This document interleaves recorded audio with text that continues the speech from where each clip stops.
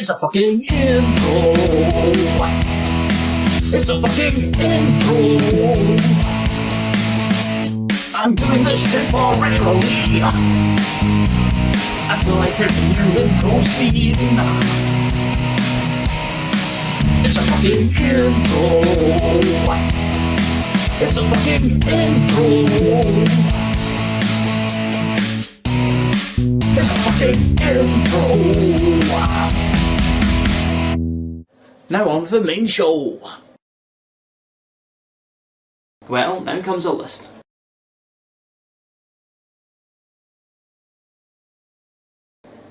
A list of things he classes as oddities from the same region.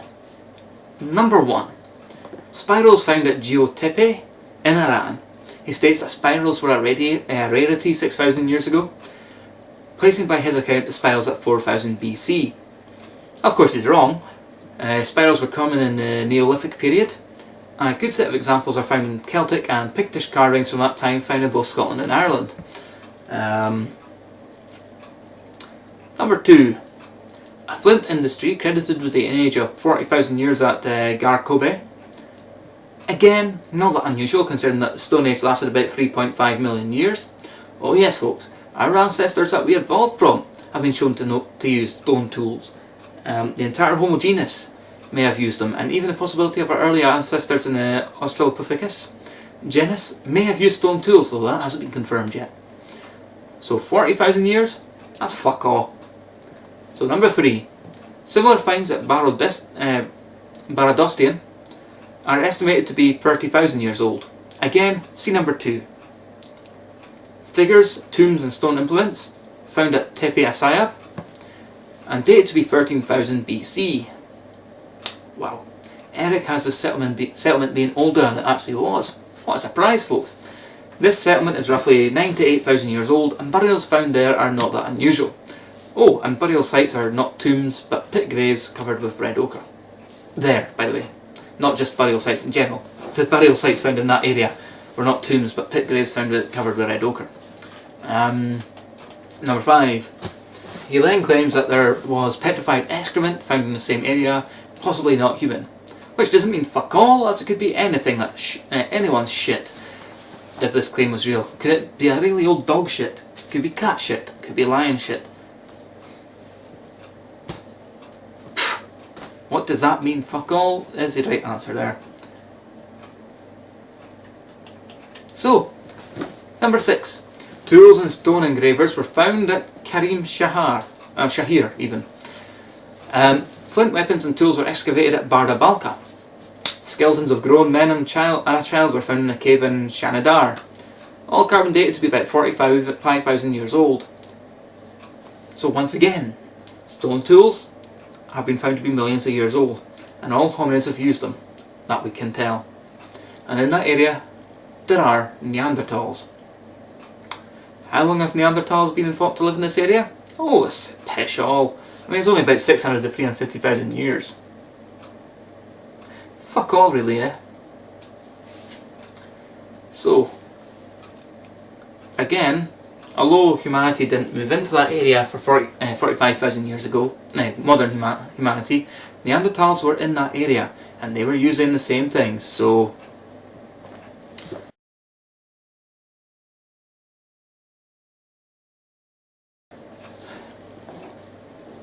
Eric then goes on to state that the list could be extended and each one could strengthen the case that some form of primitive man lived in Sumer 40,000 years ago. However, suddenly the Sumerians were there with their astrology, culture and technology. Of course this is pish. As we know, the Sumerian civilization is nowhere near as old as Eric makes it.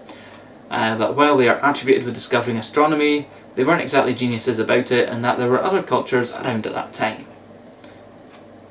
So, what's his big Sumerian conclusion that we can come to? Well, he finishes his main piece on Sumerians by saying that it's all just purely speculation. That we can imagine all he has said, although the figurines in museums show strange physical features that are impossible to fit in the concept of primitive peoples. Not that he takes into account that ancient figurines are not evidence of an extraterrestrial visitor. And indeed he ignores that humans can and are known to exaggerate human features in the name of art. Picasso, anyone? Oh yes, so we just stated that that was all purely speculation and fuck all. So,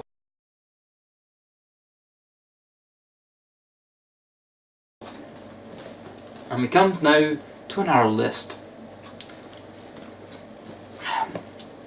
A list of what he states could be evidence of visitors way back when. Brace yourselves, pardon me, brace yourself folks. You're in for a long ride. Number 1. In Lebanon, there are glass-like bits of rock, so-called tektites, in which an American Dr. Stair discovered radioactive aluminum. Well folks, tektites do exist. They are mainly considered to be from meteor impacts, and lightning strikes, which have a different name, and nuclear strikes, which have again a different name. After asking why would Claire 1 about this, it's not. I got the answer that they're pretty much just silicon dioxide, like the glass in your windows, so they wouldn't have traces of aluminium in them.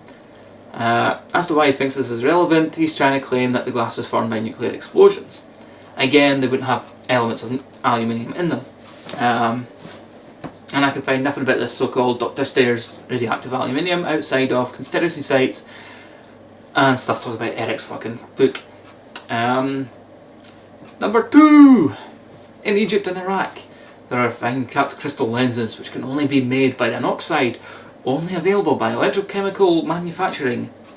Cesium oxide. Only this is an hour lie from Eric. There was a lens found in Iraq. It was made from rock crystal, but it has been roughly ground, and there are several craters in it that would have been opened up from grinding of rock on a lapidary wheel. It's not exactly great at focusing. It's the equivalent of a 3 times magnifying glass lens. It's not outside the technological abilities of the Assyrians 5,000 years ago, or probably the makers of it. As for Egypt, there are hieroglyphs depicting lenses, but none found that I can find, but they probably have been found. But not to the level degree that he's claiming anyway. Number 3. In Helwan, Egypt, there is a piece of cloth. Fabric so fine that it could only be woven today in a special factory with special know-how. That's another straight up lie, folks. There's no record of such a cloth existing, and the one that Eric shows in his picture looks just like normal linen of the time. It looks like normal linen, it's nothing special about it. How he'd figure out it could only be woven today in a special factory, I have no idea. But there you go. Number 4. Electric dry batteries. Indeed, which work on a galvanic principle, are displayed in the Baghdad Museum. Not a lie. Or at least, not a lie as such, just a mistruth. The Parthian batteries were not unusual across the region during Persian times, and there is a hypothesis that they worked on a galvanic principle to electroplate gold into silver. Onto silver, not into silver, sorry. Though it hasn't been confirmed, not by any long shot, as the pots are copper lining and are covered with bitumen, meaning it can't draw a current without redesign. The bitumen also makes it perfect for long-term storage, as it creates a hermetic seal. A bit of a problem there when a galvanic battery requires an electric light top-up occasionally. There are no wires or conductors connected to them, nor is there any electrical equipment associated with them. There's nothing to show that these were actually batteries as such. Number 5. In the same place you can see electrical elements with copper electrodes and unknown electrolyte. It's a lie. Nothing like wires or anything electrical has been found with them. Number 6. In the mountains of Asian region of Khoestan, a cave drawing reproduces constellations exactly as they were 10,000 years ago. Venus and Earth are drawn by lines, and that's where his bit really stops. Okay, well first the cave drawings. I'd fucking hope they'd show the constellations as they were 10,000 years ago, as that's when they were drawn. Of course, constellations change over the years, depending on the culture who recognise them and make the patterns. Like the people in Khoestan 10,000 years ago would not have recognised Aquarius or Sagittarius or Libra as star constellations, or Orion, or any of the other constellations that we actually have. They wouldn't have recognised these, as these were made up by the ancient Greeks and further on by other civilizations. Of course, there would have to be evidence of this, and while there is prehistoric cave art in that region, I can't find anything on the one Eric mentions, outside of biased sites. Also, if there's anything, they were so knowledgeable, why would Venus and Earth be joined by lines? I don't know. I don't know. Number 7. Ornaments of platinum were found in the Peruvian plateau. Though how this proves anything, I have no idea, as it is known that it was first used in South America, as platinum was first used in South America for decorative purposes. Oh, sorry. And Eric doesn't say how. I think, considering the times he wrote this in, he was playing on the novelty of the nuclear age by saying, "Look, they had platinum. No one would be able to do this without our knowledge that we have today. Plus aliens! Space eyes!" Parts of a belt... Number 8. We move to China. Parts of a belt made of aluminium lay in a grave of General Zhou Chu, I don't know, I'm going to mispronounce this, folks. Well, he was a general in China. This would be true. This would be a find if it were true. Well, there was a belt found, and metallic items, right enough, were found with it. Even some of an aluminium alloy.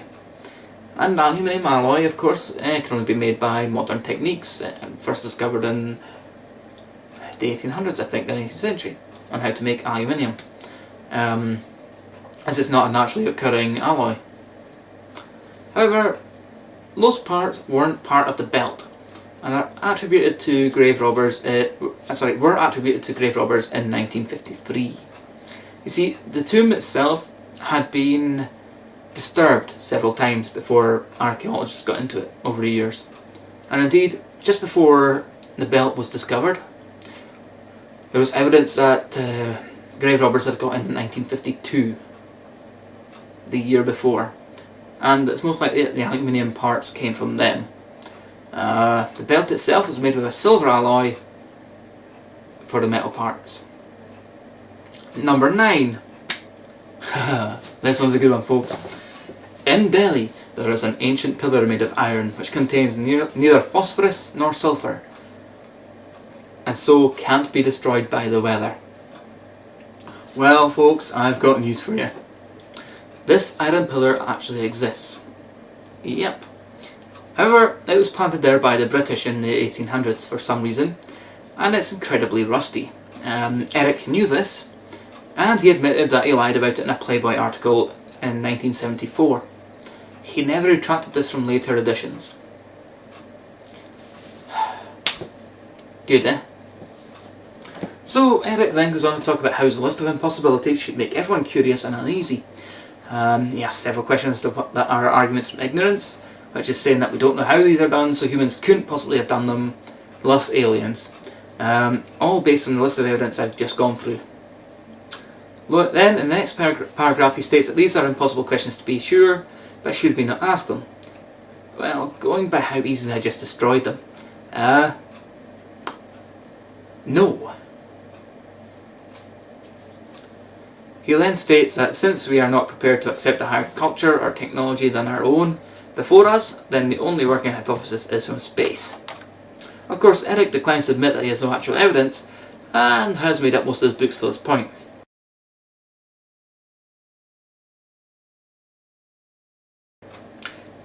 He then once again tries to cast doubt on modern archaeology by stating that as long as archaeology continues as it is, we'll never uncover the truth that he is stating. Then he goes on to about how a utopian archaeological year is due, though he doesn't explain what such a thing would be. However, during such a year, according to Eric, all branches of the sciences and archaeology would drop everything they're doing to answer one question: did we receive visits from space? I'll let you recover from this monumental stupidity for a moment.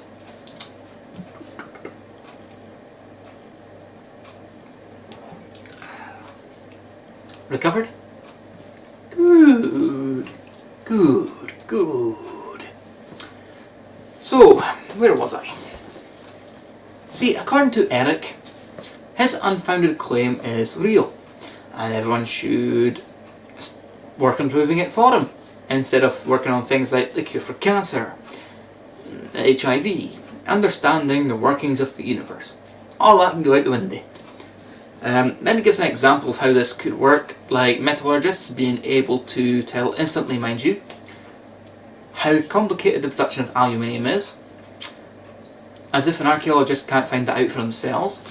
Or might not a physicist recognise a formula in a rock drawing? They might, if such a thing existed. There are several examples of his stupidity here, including his assertion that geologists owe us, that's right, Claire, you owe us, an explanation as to the significance of the Ice Ages. Fairly significant in carving out the landscape. Scotland is a broad example of that. And then apparently his utopian year would also include divers to search the Dead Sea for traces of radioactivity from nuclear blasts near Sodom and Gomorrah.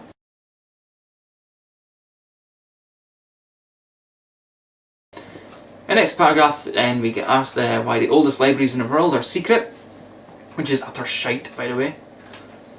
If they were secret, then how did Eric hear of them exactly? The oldest known library in the world is the one found in Hattusa, and the tablets are found there on display in Istanbul and Ankara and the UN building. There's one there as well. So he goes on to ask what are the people afraid of, and if they're really worried about the truth that will eventually come out. Of course, the truth in this case is aliens, found out through space eyes. I really love doing that. Then he gives examples of how research and progress can't be held back, such as the Egyptian gods no longer being accepted as real, and how we can no longer burn witches. He then goes on to say that there are 1001 errors to fix in our historical records. Never mind that this is what happens all the time in archaeology as new discoveries are made. However, for that, we need evidence, and that is where Eric always lacks. In one hell of an ironic sentence, Eric states this: the self-assurance that is feigned is threadbare and is really only an acute form of stubbornness. He then goes on to state that the scientists have a delusion that something must be proven before it can be considered by scientists. Once again, showing his ignorance of the scientific method, as nothing is proven in science. Proof is only for mathematics and alcohol. And of course the fact that he goes on to state that scientists don't look at anything until something is proven, which is just wrong.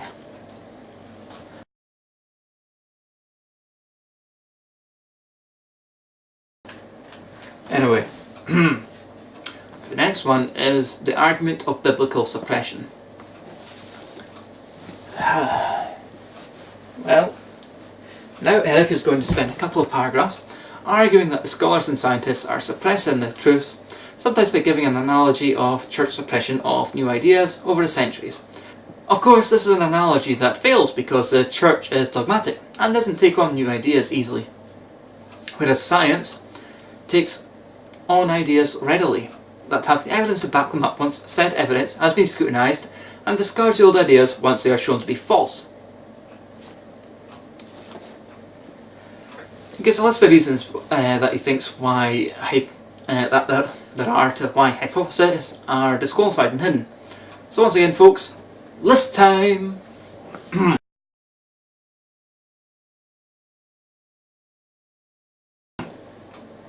And again, dram time. Number 1. It's against the rules, in parenthesis, always a good one, close parenthesis.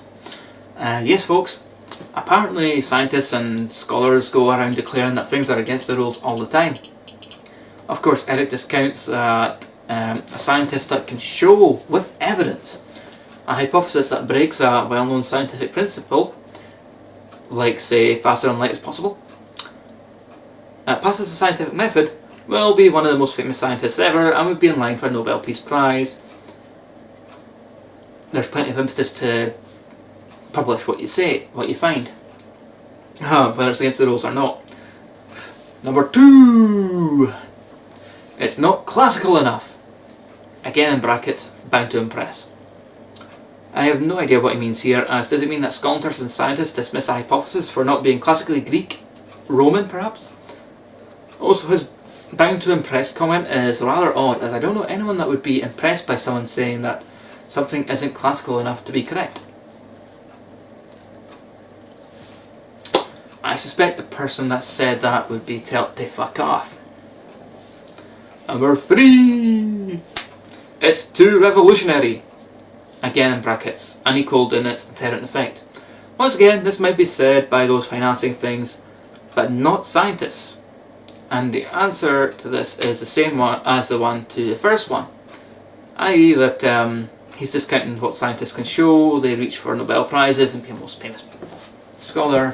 So, viva la revolution when it comes to science. 4.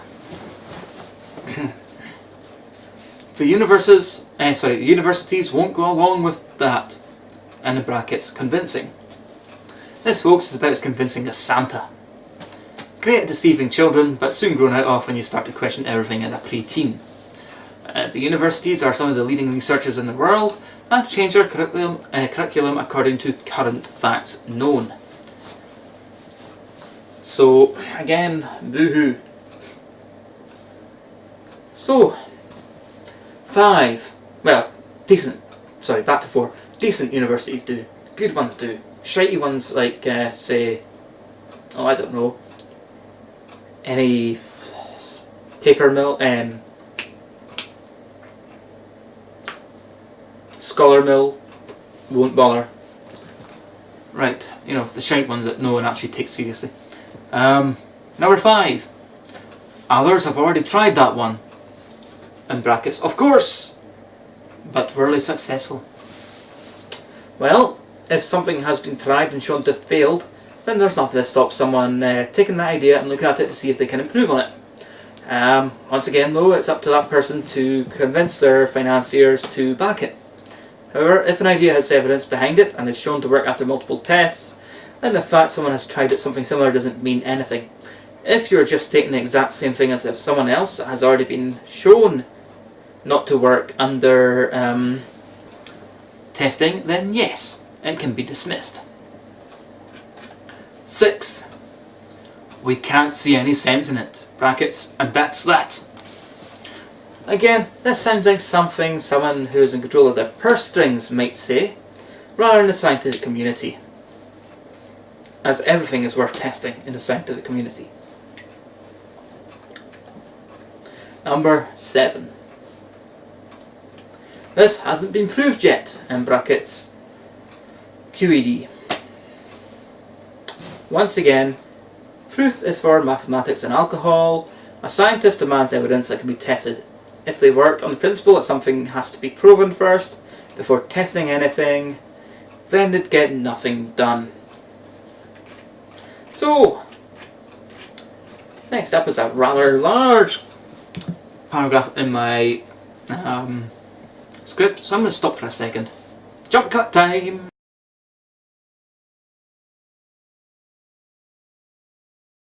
So, where was I? Ah, yes. Now we're back to the church analogy. For reasons why well, we're to ignore scientific consensus against claims like Eric's.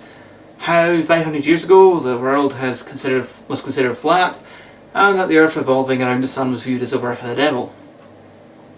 Then he states that natural ignorance always seems to strike when new ideas are floated, which is true of the general populace but not of scientists and scholars.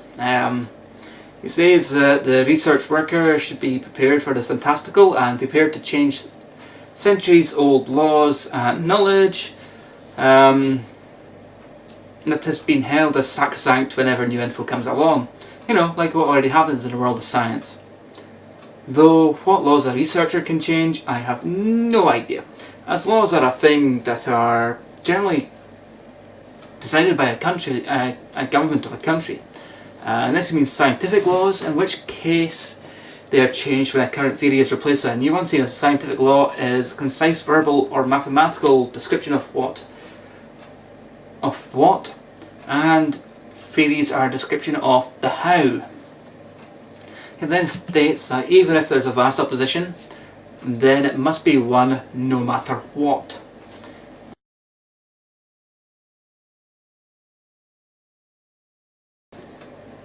And again, he goes on to say that anyone who talked about satellites 20 years ago, 1948 by the way, remembering this was made in 1968, would have been committing career suicide, but nowadays there are plenty of satellites. Of course, once again, Eric's limited knowledge comes to the fore. Satellites were discussed as early as 1903. Even Sir Isaac Newton could have been said to have been taught about artificial satellites in his A Treatise of the System of the World. Sorry. They were certainly not career killers in 1948. All this is not even leading to anywhere. See, he claims that today nothing is unachievable to a scientist, as what's claimed impossible today can change tomorrow.